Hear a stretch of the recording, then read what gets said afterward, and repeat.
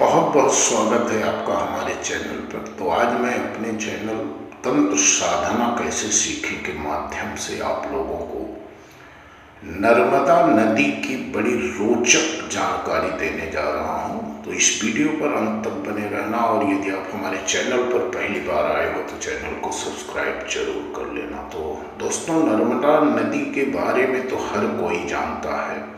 नर्मदा नदी भारत की एक ऐसी नदी है जो उल्टी दिशा में बहती है, यानी कि पूरब से पश्चिम जाती है।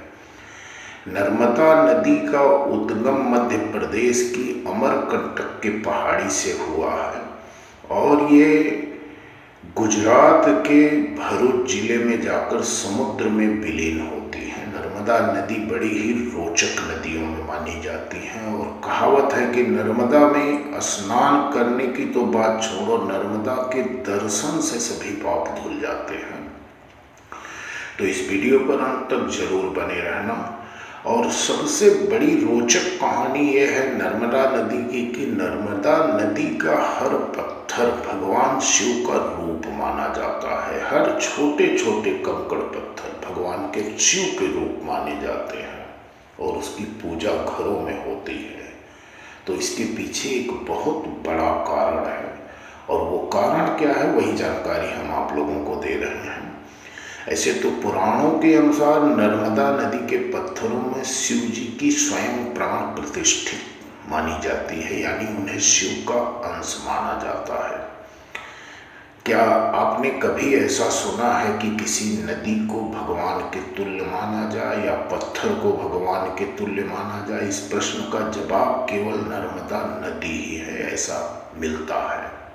यहाँ हजारों लोग नदी के किनारे पत्थर तलाशने पहुँच जाते हैं, और इन पत्थरों को भगवान शिव की उपाधि प्राप्त है। पुराणों में बताया गया है कि इस नदी के पत्थरों में शिवलिंग स्वयं प्रतिष्ठित रहते हैं, यानी उसमें भगवान शिव का अंश माना जाता है। और इसे नियमित रूप से स्नान कराने और पूजन करने से घर के सभी दोष दूर हो जाते हैं। इतना ही नहीं, इससे ग्रह बाधाएं भी दूर होती रहती हैं। प्राचीन काल में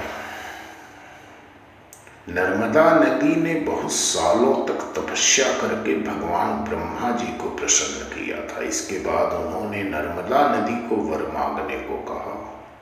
उस समय नर्मदा नदी ने ब्रह्मा जी से गंगा के समान होने का वर मांगा, लेकिन ब्रह्मा जी ने उन्हें कहा कि अगर कोई दूसरा देवता भगवान शिव की बराबरी कर ले, अगर कोई दूसरा देवता भगवान पुरुष कोई भगवान विष्णु के समान हो जाए, या कोई दूसरी नारी माता पार्वती या सती की समानता कर ले, तो कोई दूसरी नदी गंगा के समान हो सकती है। तो ब्रह्मा जी की यह बात सुनकर नर्मदा नदी उनसे वरदान का त्याग करके काशी चली गई। वहाँ पिलपितार्थ में नर्मदा नदी ने शिवलिंग की स्थापना की और तपस्या करने लगी। उनकी तपस्या से प्रसन्न होकर भगवान शिव ने उन्हें वरदान मांगने को कहा। तब नर्मदा नदी ने कहा कि बस आपके चरणों में मेरी भक्ति बनी रहे। नर्मदा की यह बात सुनकर भगवान शिव प्रसन्न हुए और कहा, तुम्हारे तट पर जितने भी पत्थर हैं वे सब मेरे वर से शिवलिंग रूप हो जाएंगे। आगे भगवान शिव ने कहा कि गंगा में स्नान करने पर शीघ्र पापों का नाश होता है, वहीं यमुना में 7 दिन और सरस्वती में 3 दिन में पापों का नाश हो जाता है। लेकिन तुम सिर्फ दर्शन मात्र से ही, तुम्हारे दर्शन से संपूर्ण पापों का नाश होगा।